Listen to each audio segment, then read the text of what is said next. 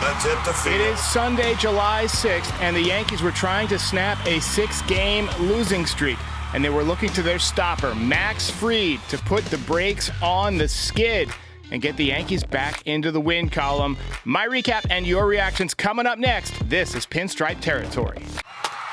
Just wanted to talk, that's all.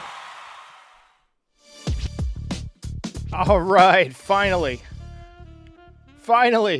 it happened. The Yankees scored more runs than their opponents. Oh, it's a miracle. As Mel Allen would say, how about that? We had a home run by Judge. We scored on some productive outs today. Gutsy performance by Max Fried, especially in the fifth inning.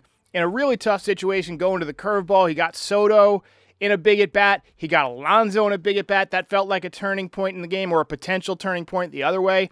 And then Cody Bellinger, my goodness.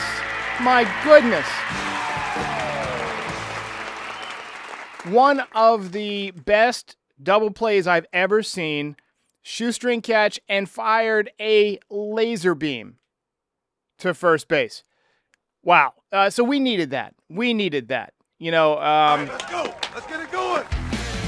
I used to spend a lot of time in Vegas for like trade shows and stuff, and I worked for a poker company for a while. And so I played a lot of blackjack, okay? I played a lot of blackjack, too much blackjack. And if you've ever been at the blackjack table, you know that it can be very streaky, right? When you're winning, you're thinking, this is easy. I got the system beat. I cracked it. And then when you start losing, man, it gets dark fast. And losing streaks are brutal, and they're more brutal than winning streaks. I mean, they're more brutal than winning streaks are good, right? I mean, you know, it's money going out of your wallet every time, right? That's why I don't mess with cards anymore. But, you know, every once in a while after you lost 10 hands in a row, you'll win one and you'll think, I'm back, baby. I'm back. And that's an easy fallacy to get into because let's be real. You're still down big, okay? And one winning hand doesn't fix 10 losses. That's exactly how this win feels to me, okay? We've got some chips to win back, but every journey of 1,000 miles begins with a single step. So good win for the Yankees today. Not going to wait for this. Ball game over. Yankees win. Yankees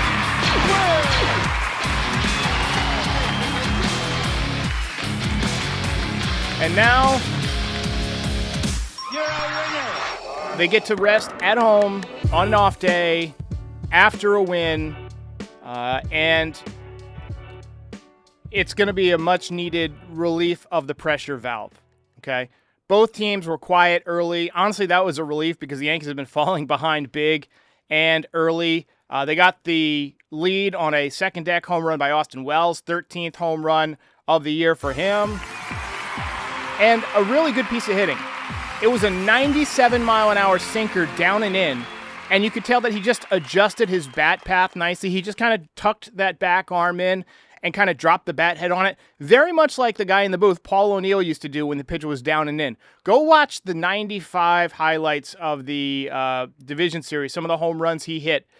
Down and in, and same style, just drop the bat head, and it's beautiful when a lefty hitter does that. Volpe got a run in on a productive out. Wells drove in another run with a productive out. Paul O'Neill with an observation that is obvious to viewers and obvious to us, but sometimes I think the players maybe overlook, which is that you don't always need the 3-run home run. Getting productive outs, getting soft contact with guys on third base sometimes is all you need. You know, we wonder about, like, why don't the Yankees hit well with runners in scoring position, okay? And it could be that they're so focused on exit velocity, and they do have some of the highest exit velocity in the league, that, you know, maybe you're making harder outs with guys in scoring position, and then also striking out more because you're swinging to generate that harder velocity. Sometimes just shortening it up and just putting the ball in play will get you runs, okay? Goldie ripped a double in the 5th inning. They pointed out how he has simplified his swing over the last few days. That's a veteran getting back to, you know, try and work his way out of a slump. And then Aaron Judge with a big 2-run home run, number 33 on the year. And that passed A-Rod on the Yankees all-time list. Glad to see that he can still hit after Anthony Volpe hit him upside the head with the baseball yesterday. Mets got a couple of runs back. Huge situation. Max Fried versus Juan Soto as the tying run, or maybe as the go-ahead run, and he struck him out. He just kept going curveball, curveball, curveball, and then he got Alonso to fly out to right field. So that was a big, big situation. Mets did get a couple of runs back in the 6th inning. Loaizaga came in the game. Actually, Fried stayed in the game, which is interesting. We'll talk about that. And he hit a batter, and then Loaizaga came in the game, gave up 3 hits. Loaizaga has been shaky. And, I mean, he's just part of this bullpen that just looks worn out, which is odd because he didn't come back to pitch until, not too long ago. He was injured. So he needs to get it together. Hopefully he'll round into form in the second half. Outstanding catch by Judge to preserve the lead in right field. That's why his WAR is over 7. It's not just home runs. It's great defense, especially as a right fielder. I think he's much better suited for right field than center field. And then 7th inning, in my opinion, was one of the best plays I've ever seen. Cody Bellinger with the shoestring catch. And then not only does he rob Juan Soto of a hit, he throws, to quote the announcer, I think it's Dave Newhouse from the Mariners, when Ichiro made a great throw, he threw something out of Star Wars, right? A laser beam from left field, head high to first base to Goldschmidt to get him. I mean, that was the absolute play of the game. And it's just sucked the air out of the stadium. You could feel it. And for that reason, he is the belt winner today.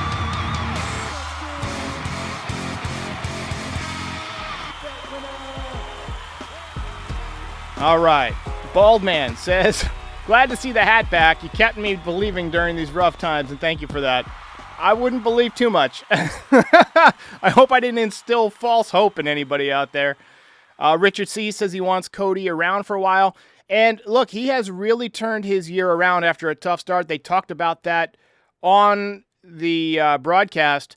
Now hitting .272 on the year with 13 home runs and 47 ribbies on the season. So, really kind of rebounded. I mean, it wouldn't surprise me if he ends up with an OPS over 800. It's creeping up towards 800 right now. He gets a lot of doubles. I've noticed that, and he plays hard. He hustles, never takes a play off. He's very heads up. I noticed he plays like ricochets off the wall really, really well. He hits the cutoff man when he has to. And today was obviously one of those situations where you don't need to hit the cutoff man. He just put everything he had into that throw, and it ended up being the play of the game. And I actually had Aaron Judge in there as the belt winner at that point. I had, already put him up on the screen, and I was working on the show, and then he made the play, and then Terrence messaged me. He was at the game today. Terrence was sitting behind the Mets dugout, and he said, you got to give it to Belly. And so I went with Belly. So shout out to TK. Let's talk a little bit about Max Fried, who was throwing hard today.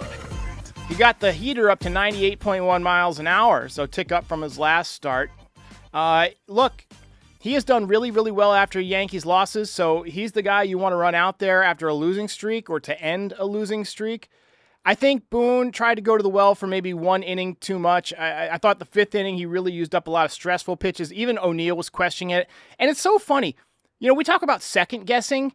O'Neill is somebody that I think first guesses in real time, right? He says, I don't know about this decision right before something goes wrong.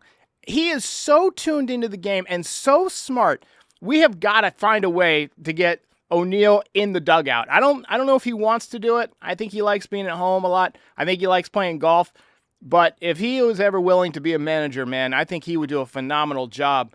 But 5 innings, 6 hits, 3 runs, 1 walk, 5 strikeouts for Mr. Fried today. Not technically a quality start, but he picks up a W, so he is 11-2 now on the year with a 2.27 ERA. Can't ask for much more after signing with the Yankees for his first half. A lot of guys have that tough adjustment period, but he's done great. So, nice job. All right. Let's take some voicemails. And first, I just want to give my overall thoughts on the Yankees now that they have, ended this losing streak.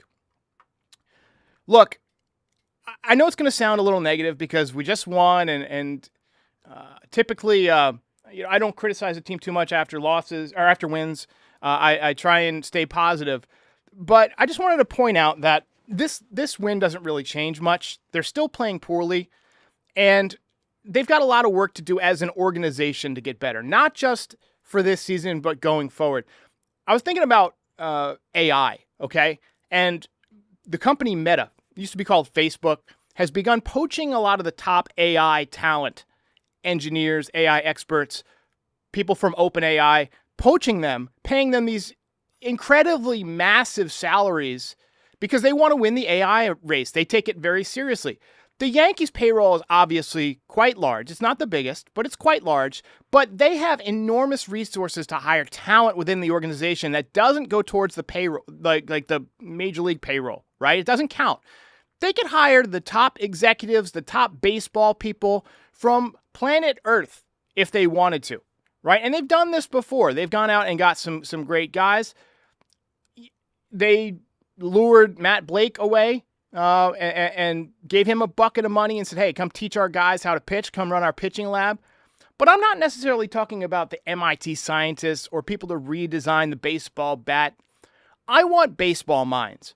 I want the best baseball minds on planet Earth. I want people that are studying how to score runs, not how to create launch angle. I want people that aren't number crunchers, that are looking at baseball trends, that are looking at how can we be better on the field fundamentally, okay? How can we turn these athletes that have always been the best player on their team and haven't had to necessarily rely on fundamentals or rely on, bunting. How can we teach these guys how to play winning baseball? I want those guys. I want those guys not only teaching our major leaguers, I want them teaching our minor leaguers. I want them reaching out and finding the prospects from other countries, the international folks, right? Don't just go by exit velocity or sprint speed. Find baseball players, right? Find guys with great instincts or with unique pitches. Guys like Rivera, who had that cutter, or Emmanuel Clase, like with the heat and the cutter. Find the talent and develop it properly. I feel like there's an institutional memory in this organization right now where I'm feeling like they can do no wrong, where they're always right, like every assumption that they make is the correct one, and that's just false. I reject that. Every organization needs to keep up with the best in their field, and right now the Yankees are not the best. The Dodgers are clearly the best all across the board, the way they spend, the way they generate money. And to go back to my artificial intelligence analogy, Apple is one of the biggest companies in the world, and when they released Apple Intelligence, their answer to AI, most people were in agreement that not only was it not very good, but a lot of the features were kind of annoying. It started reorganizing our photos without us asking. It started reorganizing our mail and summarizing stuff and texts and all that stuff. And I really use a lot of Apple products, and I basically never use the Apple Intelligence features, and I despise a lot of them, right? The Yankees saw that smaller organizations like the Rays were having success with analytics, and so they dumped all of their money into trying to copy the Rays, but they did it badly, okay? You have enormous resources financially. Do a lot of things, okay? Go get the best people in a bunch of different areas, okay? You could have a $500 million payroll if you wanted to, right? You could release guys like DJ LeMahieu and just eat the contracts when they're not playing well. Those are ways you can flex your muscle financially, but you can also do it off the field. You can also do it by bringing in great baseball minds, and that's something that the Yankees need to do. Invest more in amateur scouting, invest more in major league scouting, in different types of scouts, okay? Get more consensus on players. I've said this before. There is no reason that Volpe should have been drafted ahead of Gunnar Henderson. None. But a lot of teams missed that. Just like a lot of teams missed on Aaron Judge, who was drafted well after a lot of other players. It's not always easy. But you know what? Winning isn't easy. Baseball isn't easy. Nothing worth doing is easy. What was it John Kennedy said? We do things not because they're easy, but because they are hard. So this is likely not something the Yankees can fix this year. It's not something you can fix in 3 months. But spend every moment and every dime that you have right now that you recognize these problems, that you're not good fundamentally, that you don't win close games, that you haven't for years, that you slump every summer, that you leave an unbelievable amount of players in scoring position. Use this time to get better. There are 8 billion people on Earth. You're telling me the best one to play shortstop for the New York Yankees is Volpe? Out of all of the humans, you're telling me there aren't 3 or 4 more guys out there in the bullpen who have better arms that are available than the guys we have out there right now? I reject that. I reject that flatly. They're out there. You just got to find them, and you got to develop them properly.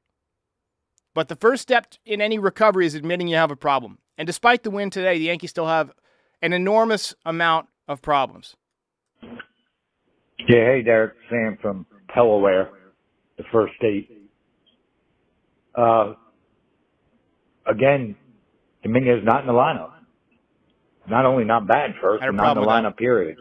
I guess that's what old Aaron Boombastic Boone and his knowledge.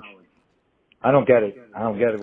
Now, okay, so I want to play the reverse to this. Okay, we got 2 voicemails that both are like, it's why second guessing sometimes doesn't work out. We had a call here about Dominguez being in left. Hey, Derek, it's Thomas again. And frickin' Cody Bellinger just made an awesome play to catch the ball at his shoelaces, then he threw out Francisco Lindor at first.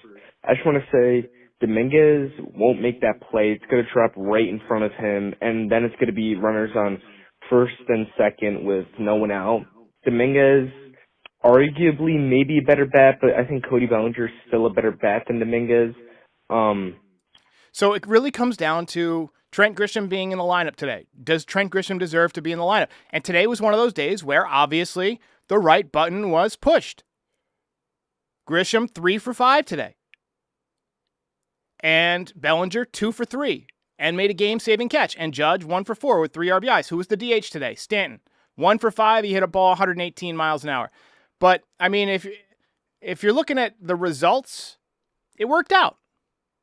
I am as big a Dominguez fan as anybody. I want him in there every day, and I'm livid every time he's not. But today, it worked out. But 2 days off in a row. I don't like resetting a bat when they're hot, especially a young bat with 2 days off, because he's sitting today and they're off tomorrow. By the way, tomorrow night, going to have the Bronx Buds on, 8 o'clock. So we're going to talk about the new season, and those guys have another podcast which just released called Established in the 90s that I work on that podcast with them, and I wanted to promote it. So we're going to talk about all that stuff tomorrow. That'll be fun. But 2 days off now for Dominguez, and then the Yankees play Seattle. We're going to see Cam Schlittler on, I believe, Tuesday or Wednesday. That's going to be fun. I'm looking forward to that. You know what we might do? We might do a little bit of a watch party for Cam Schlittler's appearance, like while he's in the game, just real-time impressions. Let me know in the chat if that's something you're interested in. And then we finish off with Chicago over the weekend, the Cubs, on Friday, Saturday, and then Sunday. And then there's the All-Star break. I'm going to do a Monday night. I'm going to have a recorded podcast dropping where I'm just doing grades for the first half of the year. And then I'm going to take a couple of days off. I'm going to go see Superman. And then the Yankees open up the second half against the Braves, who, maybe they sell if the Yankees are able to do well against them in that series. So I got another call here from Willie. You mean to tell me that Free couldn't go out there and have a 1, 2, 3 inning, maybe he throws 111 pitches. So what? And they bring in the Wiser. This is what I'm talking about. I appreciate it, Willie. I think more than the pitch count, it's the stressful pitches. I mean, it was easy to see that he had to use everything in the tank to get through the fifth with those runners on, and then against Soto and Alonso, and he got through it. And then when he came out to face Nimmo in the sixth inning, he threw a curveball, and the curveball hung up, which is a sign that your arm speed is dropping. And so it was obvious to me. I said, once he hung that breaking ball and hit the guy, I said, get him out of there. And then luckily you see Boone going to the mound. So quick ad from Huel, the guys at Foul Territory talking Huel. And then I'll be back. We got a couple of more voicemails and take some final comments. FT fam, did you know that Huel has sold over 500 million meals around the world, and now it is your turn to try it. While I drink it. Drink up, Scott, so I can discuss Huel and how I love it. I had some for breakfast this morning. I like to drink it post-workout because of the protein included in it. It always tastes delicious, whether it's strawberry, banana, chocolate, vanilla, whatever the flavor is. It tastes like a dessert, honestly. It should not taste as good as it does. I agree. New customers get 15% off plus a free gift at Huel.com when you use the FT code. That is FOUL, F-O-U-L, at Huel.com/FOUL. Don't miss out. Try Huel today for a perfectly balanced meal. If you miss a meal, if you're looking for a little protein boost, you just saw me drinking the black edition, ready to drink. There's the vanilla flavor. I love what the chocolate brings to the table. It's really damn good. So give it a shot, FT fam. 15% off plus a free gift for new customers with the code FOUL. All right. Oh, I forgot to take Frankie off of here. I always forget that. All right. So here we are. We're going to call from Brian here. Max Fried is a baller. Love this dude. Gutsy performance. One of my Yankee favorites for sure. Dude is awesome. Fun to watch. One of the last guys that feels like he's still has blood pumping through his veins on this team. Appreciate the call, Brian. Yeah, he had a gutsy performance today. Didn't dominate, but some really big outs in the fifth inning. We got a call here about DJ. Derek, this is Micah from Roxbury, New Jersey. I just need to know, why is DJ LeMahieu at second base? He has the range of a turtle. I could play a better second base than him. I'm 62 years old and overweight. Please explain to me why he's still at second base. Thank you. Yeah, he doesn't really move like he used to. That's for sure. The foot injuries have taken their toll, and he's not really hitting too much. I think the Yankees are definitely in the hunt for an infielder. I would prefer a third baseman. You move Jazz back to second base. Jazz has the range for second base. He's not going to overthrow guys at second base as often, unless it's on like a back end of a double play.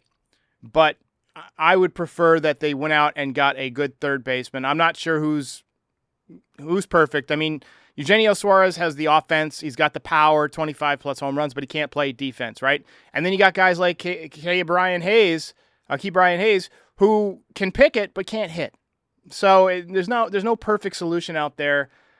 You'd have to really probably pay to get like a good third baseman on both sides of the ball, and I'm not sure that there's anybody out there that's available, even if the Yankees were willing to pay to do that. So, ladies and gentlemen, thanks so much for watching. Again, we're going to be back with the Bronx Buds, Justin Shankarow and Tom Borowski tomorrow night. We're going to talk about their show that is returning, and we're going to talk about their new podcast, Established in the 90s, which is out now on YouTube. So check that out, and we'll have more on that tomorrow. But good game for the Yankees one more time. Ball game over. Yankees win. Yankees win.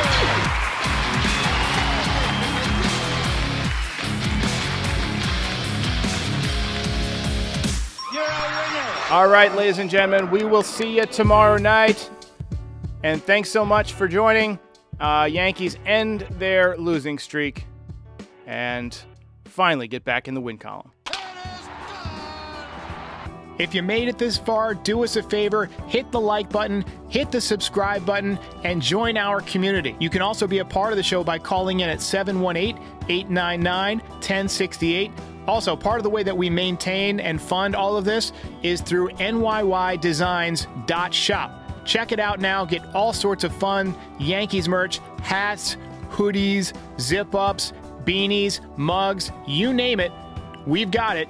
Check it out, NYYDesigns.shop. And check out Pinstripe Territory on all your favorite podcast platforms. We are the official Yankees podcast of the Foul Territory Network. We're here for post-game shows after every single game, and we're here before a lot of games to talk about the game, preview the lineup, the pitching matchups, and things like that. And we're here all off-season to talk about the latest in Yankees rumors, news, etc. Join our community. We'll see you next time.